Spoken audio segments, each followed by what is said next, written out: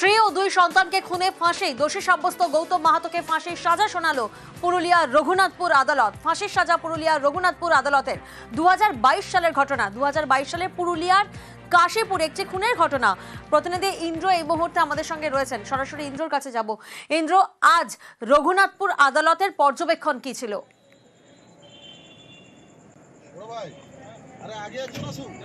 দেখো, একেবারেই এটা একটা বিরল ঘটনা। তার কারণ নিজের স্বামী তার দুই স্ত্রীকে এবং দুই সন্তানকে খুন করে, এবং এটা ঘটনাটা একেবারেই 27শে মার্চ 2022 পুরুলিয়ার কাশীপুর থানার রাঙাডি গ্রামে রাতের অন্ধকারে একেবারে রাত্রেবেলায় তার স্ত্রীকে এবং দুই সন্তানকে কুড়োল দিয়ে খুন করে।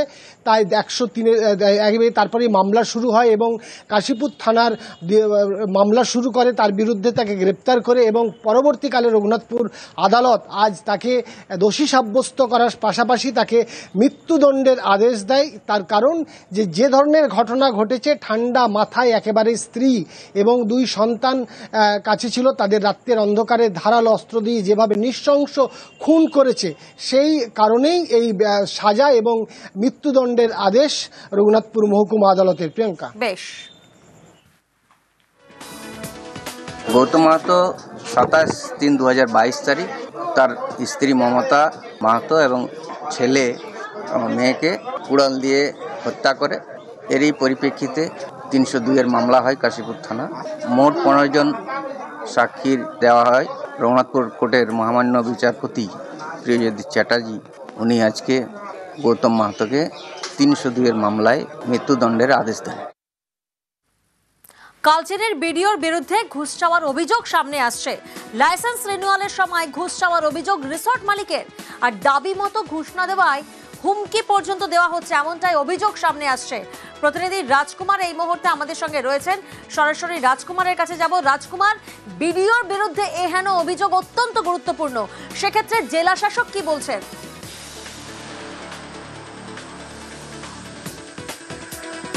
একদমই, দেখো, পর্যটনের জেলা আলিপুরদুয়ার এবং সেখানে কিন্তু পর্যটন ব্যবসায়ীর কাছ থেকে কার্যত এই যে কোট আনকোট এক্সট্রা মানি যে চাওয়ার অভিযোগ, সেটা সত্যি খুব গুরুতর।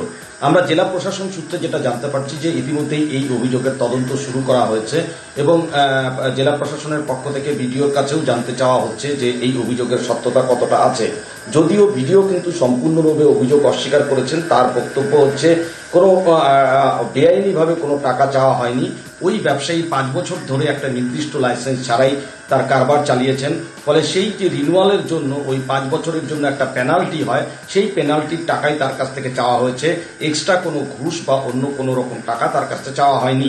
এই অভিযোগ ঘিরে কিন্তু শোরগোল শুরু হয়েছে জেলায়। বেশ। পঞ্চায়েত সমিতির লাইসেন্সটা ম্যান্ডেটারি নয়, ট্রেড লাইসেন্স আমাদের আপ টু ডেট আছে। এই লাইসেন্সটা যখন আমি রিনিউয়াল করতে যাই তখন এটা অ্যাসেসমেন্ট করে আমার কাছ থেকে একটা টাকা জমা নেয়। কালচিনি বিডিও সাহেব এবং ওখানে লায়েক সাহেব দুজন আছেন ডেপুটি, ওনারা আমাকে ডাকেন এবং বলেন যে আপনাকে এক্সট্রা টাকা দিতে হবে। এবং কী কারণ, তখন বিডিও ওনার চেম্বারে আমাকে পার্সোনালি ডেকে নেয় এবং ওই সময় নিশ্চয়ই ওনার চেম্বারে ফুটেজও থাকবে, যদি অডিও ফুটেজ থাকে আমি চ্যালেঞ্জ করছি আপনারা দেখুন। উনি পরিষ্কার বলেছেন আমরা কন্ট্রাকচুয়াল এমপ্লয়ের টাকা দিতে অসুবিধা হচ্ছে, তাহলে আপনি একটা কাজ করুন, কিছু আমাদেরকে এক্সট্রা টাকা দিন, যেটার উনি কোনো বিল দেবে না, সেটা ক্যাশে টাকাটা দিতে হবে। ব্লকে 100 হোমস্টে যদি এরকম 10,000 বা 20,000 টাকা করে দেয়, তাহলে সেই অ্যামাউন্টটা কত দাঁড়াচ্ছে? সার্টিফিকেটটা দেওয়ার ক্ষেত্রে আমাকে দিনের পর দিন ঘুরিয়ে যাচ্ছে, অফিসে ডেকে 6 ঘন্টা বসিয়ে রেখেছেন, আমাকে অপমান করেছেন। উনি বলেছেন দেখে নিচ্ছে আপনার বিরুদ্ধে ইনকোয়ারি হবে, আপনি 4 মাসে 6 মাসে কী করে সার্টিফিকেটটা পান? 3 দিন আগে উনি আমার অফিস চেম্বারে এসেছিলেন। স্যার আপনার এরকম লাইসেন্স আছে, আমার ট্রেড লাইসেন্স। আমি বললাম ডকুমেন্টসটা দেখছি আপনি 5 বছর ধরে কোনো ট্রেড লাইসেন্স আর নেননি, আমি ধরে নেবো আপনি একটা ইলিগাল বিজনেস করেছেন, উইদাউট ট্রেড লাইসেন্স বিজনেস করেন। তাহলে করতে কি টাকা পয়সা দিতে হবে? আমি বললাম আপনাদের বাইরে আমাদের যা আছে সেটা, আর আপনি 4-5 বছর যেহেতু আপনি ট্রেড লাইসেন্সটা নেননি, তার তো একটা পেনাল্টি হয়। তো পেনাল্টি ওয়াইজ আমাদের যেটা আসবে সেই হিসেবে আপনি দেবেন, যেটাকে আমরা ওন ফান্ডে জমা করবো, করে আমরা আমাদের ক্যাজুয়াল ছেলেদের মাইনে দেবো। টাকা তো আমরা তাদের থেকে কোনো ডিমান্ড করিনি, যেটা আইনত আছে যে টাকাটা সেখানে ওন ফান্ডে জমা পড়ে, সেখান থেকে ক্যাজুয়াল ছেলেদেরই মাইনে হয়। ডকুমেন্টস আছে আমাদের কাছে, ফুল পেমেন্টটা উনি কালকে করেছে, পুরো বেসলেস এবং পুরো ভিত্তিহীন, যেটা বলতে পুরো মিথ্যা কথা বলছে। কবর খুঁড়ে পাওয়া গেল নিখোঁজের দেহ। ভরতপুরের ঘটনা, যেখানে 5 দিন ধরে নিখোঁজ ছিলেন এক ব্যক্তি। থানায় অভিযোগ দায়ের করেন নিখোঁজের পরিবার, আর তারপর কবর খুঁড়ে পাওয়া গেল নিখোঁজ সেই ব্যক্তির দেহ। এই ঘটনায় ইতিমধ্যেই দুজনকে গ্রেফতার করেছে পুলিশ। প্রতিনিধি প্রণব এই মুহূর্তে আমাদের সঙ্গে রয়েছেন, সরাসরি প্রণবের কাছে যাব। প্রণব, এই ঘটনায় যে দুজনকে গ্রেফতার করা হয়েছে তারা কারা, কিভাবে পুলিশের কাছে এই ঘটনার খোলসা হলো?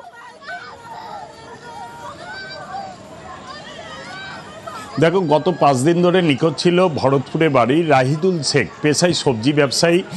সে তার বাড়ি থেকে রাত্রিবেলাতে গত 19 তারিখে সে নিখোঁজ হয়ে যায়। তারপর থেকে তাকে পাওয়া যায়নি। এরপরে বাড়ির লোকেরা অভিযোগ করে ভরতপুর থানায়। তারপরে কিন্তু অভিযোগের ভিত্তিতে দুজনকে গ্রেপ্তার করে আশরাফ শেখ এবং জিগর শেখ। এই দুজনকে জিজ্ঞাসাবাদ করার পরেই তারা স্বীকার করে নেয় যে রাহিদুল ইসলামকে তারা শ্বাসরোধ করে খুন করেছে। তারপরে তারা ঝিগড়ার যে কবরস্থান রয়েছে সেখানে কবর দিয়ে দিয়েছে। তারপরেই তাদের এই অভিযুক্ত দুজনকে কান্দি মহকুমা আদালতে আজকে তোলা হয়। তারপর 7 দিনের পুলিশ হেফাজতের নির্দেশ দেওয়া হয়। তারপরেই এই দুজনকে নিয়ে গিয়ে রাহিদুল ইসলামের দেহ কিন্তু তোলা হয় কবর থেকে। এবং পুলিশের প্রাথমিকভাবে অনুমান এই জিগর শেখের স্ত্রীর সঙ্গে বিবাহিত সম্পর্ক ছিল রাহিদুল ইসলাম। তার জেরেই আর বিষয়ে তাকে খুন করে, তাকে শ্বাসরোধ করে খুন করে কিন্তু তাকে কবর দেওয়া হয়েছিল। পুরো ঘটনার তদন্ত করছে ভরতপুর থানার পুলিশ। এই ঘটনায় আর কে জড়িত তাদেরকেও কিন্তু গ্রেপ্তার করা হবে বলে পুলিশের পক্ষ থেকে দাবি জানানো হয়েছে। বেশ, বৃহস্পতিবার রাত 9টার দিকে বাড়ি এসছে। বাড়ি থেকে আবার ওকে ফোন করে কেউ ডেকেছে, সেই ফোনে বাইরে চলে যায় যে আর বাড়ি আসেন। জানতে পারলাম আমরা পুলিশের মাধ্যমে। কে বা কারা ফোন করেছিল? আমাদের গ্রামের পাশে বাড়ি। জানতে পারেন কোনো শত্রুতা ছিল না ওদের সঙ্গে। আর এবার মদ খাওয়ার প্রতিবাদ, আর সেই প্রতিবাদ করায় একেবারে অস্ত্র নিয়ে তাড়া করা হলো। পানিহাটির ঘটনা, যেখানে অস্ত্র নিয়ে দাপাদাপি দুষ্কৃতীদের। পানিহাটির 16 নম্বর ওয়ার্ডে মদের ঠেক, আর সেখানেই প্রতিবাদ করলে একেবারে অস্ত্র নিয়ে তাড়া করছেন দুষ্কৃতীরা। প্রতিনিধি সুবীর এই মুহূর্তে আমাদের সঙ্গে রয়েছেন। সুবীর, কাদের মদতে দুষ্কৃতীদের এত দাপট? কোন থানার পুলিশ এসেছিল? দেখো, পানিহাটি পৌরসভার 16 নম্বর ওয়ার্ডে এই বালকসংঘ এলাকাতে এভাবেই কিন্তু মদ্যপানের প্রতিবাদ করায় সেই জায়গা থেকে কিন্তু একদম ধারালো অস্ত্র নিয়ে কিন্তু সেখানে দাপাদাপি করার অভিযোগ উঠল 3 যুবকের বিরুদ্ধে।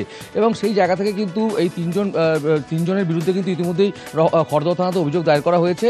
এবং অভিযোগের ভিত্তিতে কিন্তু ঘটনাস্থলে আসে খড়দহ থানার পুলিশ। এবং এই যে অভিযোগ করা হয়েছে এলাকাবাসীর তরফ থেকে, তার সেই জায়গা থেকে কিন্তু 3 জন যে যুবক তারা কিন্তু পলাতক রয়েছেন এবং তাদের কাছে বিভিন্ন জায়গায় তল্লাশি চালাচ্ছে খড়দহ থানার পুলিশ। এখনো পর্যন্ত কিন্তু এই ঘটনায় কাউকে গ্রেফতার করতে পারেনি খড়দহ থানার পুলিশ। বেশ, ওপেন রাস্তায় শোট নিয়ে হাতে ঘুরছিল এবং অকথ্য গালাগালি করছিল। আমরা পাড়ার প্রত্যেকেই আতঙ্কিত, ভীত, সন্ত্রস্ত আমরা। এবং ওরা আমার বাড়ির সামনেও জটলা করেছিল। আমি যখন বেরোলাম তখন আমি জানতে পারলাম যে ওরা আমার বাড়ির সামনে ছিল। আমরা চাইছি পুলিশ প্রশাসনের সুষ্ঠু মীমাংসা করবে এবং বিহিত করবে এবং দোষীদের তাড়াতাড়ি গ্রেপ্তার করবে, করে যা আইনি ব্যবস্থা নেবে। আর এবার ভাঙড়ের দিকে নজর রাখতেই হচ্ছে, কারণ সেখান থেকে এক চাঞ্চল্যকর অভিযোগ সামনে আসছে। বিজেপি না করলে খুনের হুমকি। অভিযুক্ত বিজেপির মন্ডল সভাপতি পলাশ মন্ডল সহ আরো 2 জন। স্থানীয় এক বাসিন্দার বাড়ি গিয়ে হুমকি দিচ্ছেন, এমনটাই অভিযোগ সামনে আসছে। প্রতিনিধি কল্যাণ এই মুহূর্তে আমাদের সঙ্গে রয়েছেন। কল্যাণ, এহেন দাপট কেন এই বিজেপির মন্ডল সভাপতির, কি বলছেন তিনি? একেবারেই স্থানীয় গ্রামবাসী এবং যে সমস্ত তৃণমূল কর্মী সমর্থক রয়েছে তারা যেটা দাবি করছে যে এই যে মণ্ডল সভাপতি পলাশ মণ্ডল, যার বিরুদ্ধে মূলত অভিযোগ, সে বন্দুক নিয়ে এসে বিজেপি করার জন্য ওই বুরনগড় এলাকায় চাপ দিচ্ছিল। খবর পাওয়ার সঙ্গে সঙ্গেই কিন্তু এলাকার যে সমস্ত মানুষজন তারা তাদেরকে হাতে নাতে ধরে ফেলে এবং তাদের কাছে থেকে 2টি বন্দুক এবং 4 রাউন্ড গুলি উদ্ধার হয়েছে বলে কিন্তু ইতিমধ্যেই তারা দাবি করছে। এই ঘটনার পরেই ভাঙড় থানায় তারা ফোন করে পুলিশের হাতে তাদেরকে তুলে দেয়। পুলিশ তাদের কাছে থেকেই কিন্তু এই 2টি বন্দুক এবং 4 রাউন্ড গুলি উদ্ধার করেছে। তবে আদৌ তারা কি এই বন্দুক বা এই যে কার্তুজ তারা নিয়ে এসেছিল কিনা সেই নিয়ে কিন্তু ইতিমধ্যেই পুলিশ তদন্ত শুরু করেছে।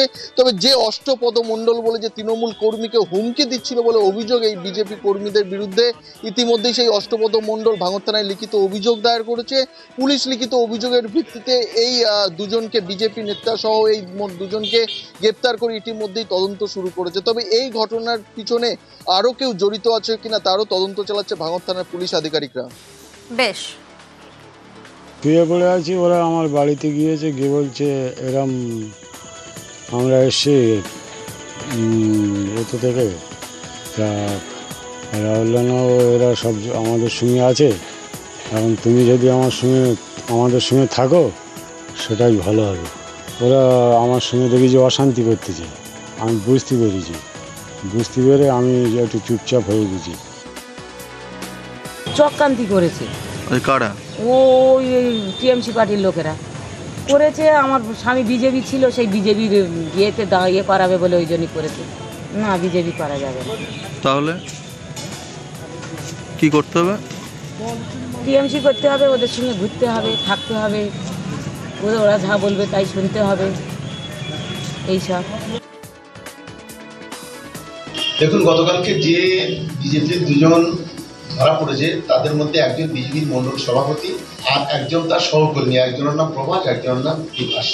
প্রভাস আর বিভাস গতকাল দুটো আর্মস নিয়ে তারা এই বিজেপির কর্মীদের বাড়িতে যায় যারা আমাদের দলে যোগদান করেছে। তাদেরকে হুমকি দেয় যে অবিলম্বে বিজেপি ঝান্ডা ধরতে হবে, নাহলে তাদেরকে গুলি করে মেরে দেবে। এই ঘটনা নিয়ে বচসা। তারপরে গ্রামের লোক এসে চতুর্দিক থেকে তাদেরকে ধরে ফেলে। এই বিষয়গুলোকে ধিক্কার জানাচ্ছি। আমাদের পার্টির ওখানকার মণ্ডল সভাপতি শ্রীবাস এবং মণ্ডলের সহসভাপতি পলাশ দুজন মিলে ভদ্র অঞ্চলে পার্টির কাজে যায়। সেখানে তৃণমূলের দুষ্কৃতীরা আক্রমণ করে, ব্যাপক মারধর করে। পুলিশ উদ্ধার করতে আসার আগে তাদের হাতে একটা বেআইনি অস্ত্র ধরিয়ে দেয়। একদম সর্বৈব একদম মিথ্যে অভিযোগ, যেখানে বিজেপি অস্ত্র নিয়ে গেছিল। এই পলাশকে এবং শিবাসকে ওখানকার শওকত মোল্লাও জোর করে কালকে জয়েন করতে চেয়েছিল, তারা কিন্তু তৃণমূলে জয়েন করেনি। সেই আগে আজকে জোর করে মারধর করে একটা মিথ্যে কেস দেওয়া হলো।